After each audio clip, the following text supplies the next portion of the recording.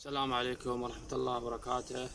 اخواننا النحالين، اليوم شرحنا لهذا الفيديو هو شلون تشتري خلية النحل. بيش تشتريها؟ يعني ايش قد سعرها؟ ايش قد تدفع للنحال حتى تشتري خلية النحل؟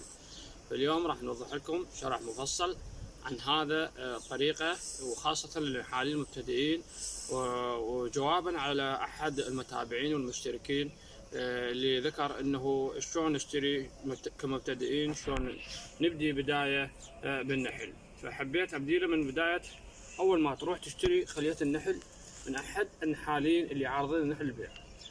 اكو نقاط مهمة تروح للخلية تشتريها. يعني هسه هاي خلية مال النحل معروضة امامك، شلون راح تشتريها؟ ايش تدفع الفلوس؟ شنو هي الشروط الواجب توفرها بهاي الخلية حتى تشتريها؟ فتابع ويا الشرح. اول شيء من تروح تشتري خلية مال النحل لازم تسأل النحال عن الخلية. أهم شيء كم إطار بيها، يعني بيها إطار، إطارين، بيها 5، بيها 10. هاي نقطة أولى. النقطة الثانية تسأل عن الكثافة النحلية، كثافة النحل على الإطار الواحد كم، يعني جد الكثافة الموجودة بالإطار، كثافة قوية، كثافة قليلة. الشغلة الثالثة، النقطة الثالثة تسأله عن الملكة، عمر الملكة. الملكة كبيرة بالعمر أم ملكة حديثة؟ لأن النقاط الثلاثة مهمات كلش. إذا توفرن تقدر تشتري خلية براحتك. فراح أضرب لكم مثال عن هاي الخلية، شلون راح تشتري وبيش تدفع هاي الخلية، قد السعر، شلون إطاراتها، قد عدد إطاراتها. شرح مفصل، تابعونا وراح نبدأ على بركة الله وياكم بالشرح.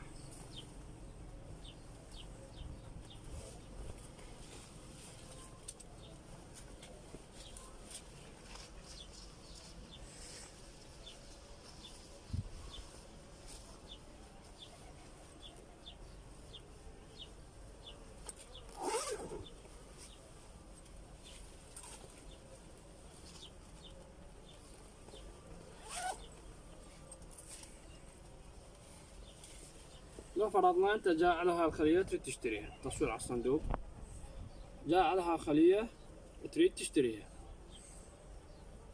تفتح الخلية. اذا انت عندك بدلة وعندك سوق وعندك تجربة بسيطة بالنحل، واذا ما تدخل هو النحال اللي بايع عليك الخلية هو يفتح لك اياها. فقل له افتح لي اياها. اولا اريد اشوف كثافة النحل وعدد الاطارات. هاي اولا تفتح الخلية.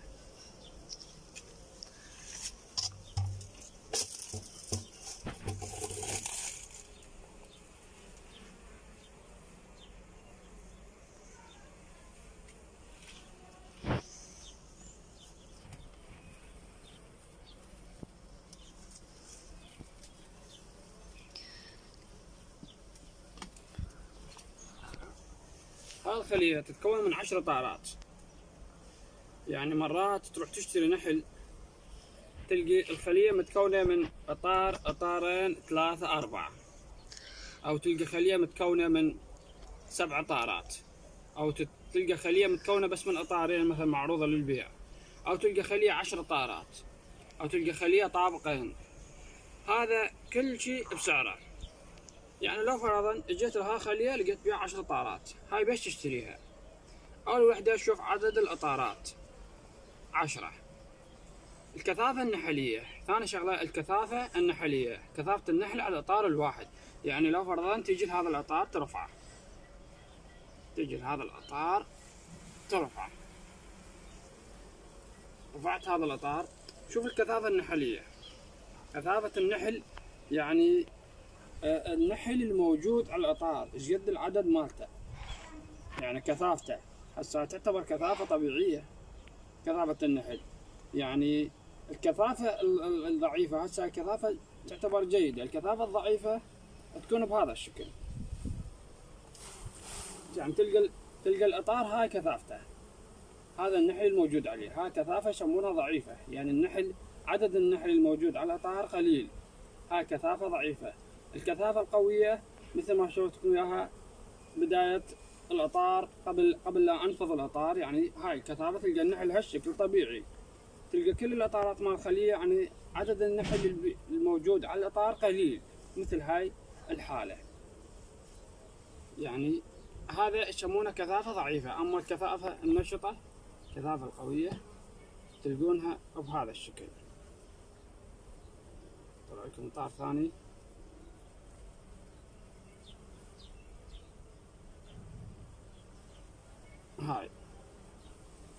هاي كثافة نحل طبيعية، كثافة جيدة، كثافة نشطة هاي تعتبر. هسه حددنا ثاني نقطة وهي الكثافة. اقتنعت بالكثافة النحلية، تجي تسألها عن الملكة أو تشوفها أنت من خلال الفحص.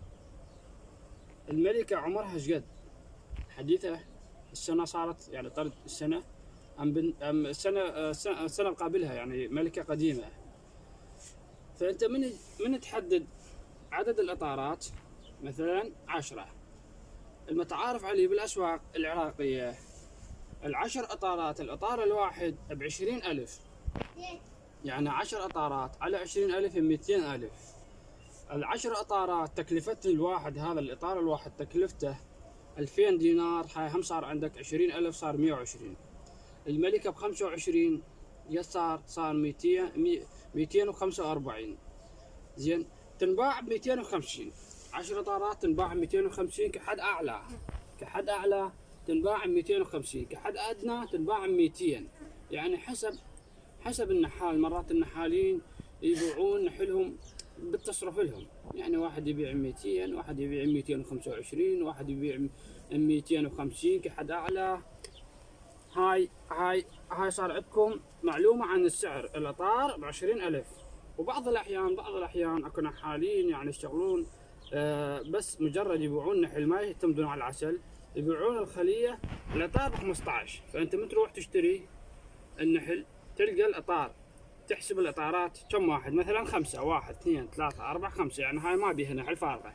تقول له 5 إطارات على 20 100، وتضيف لها 30,000، تضيف لها 40,000 فوقها ملكة وصندوق ومكونات الخلية، يعني تصير عندك 130 140. 5 إطارات 125 بهاي الأسعار.